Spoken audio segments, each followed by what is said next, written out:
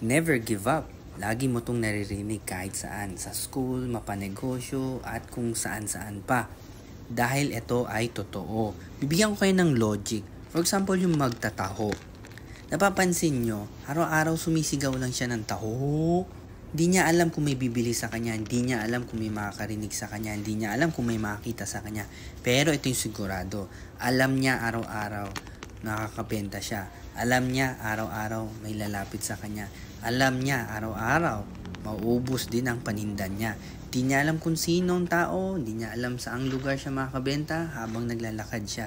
So ganun din ang negosyo. Kaya huwag ka mahihiya na bakit walang pumapansin sa'yo. Dahil meron at meron bibili sa'yo. Meron at meron papansin sa'yo.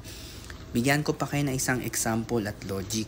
For example, sa Facebook, post ka ng post ng binibenta mo. Sa wall mo, sa page mo, o kaya sa mga groups naman. Nagtataka ka, wala man lang nagla-like, wala man lang nagko-comment, wala man lang nag-share. Kahit yung ultimong kaibigan mo, ultimong mga circle of friends mo, walang pumapansin sa'yo. So, huwag ka matatakot. Gawin mo lang at gawin yan at meron makakita niyan. Meron at meron bibili niyan. Kagaya nung magtataho. Sigaw lang siya ng sigaw ng taho. Pero lagi siyang may nabebenta. Kaya ulitin ko, never give up.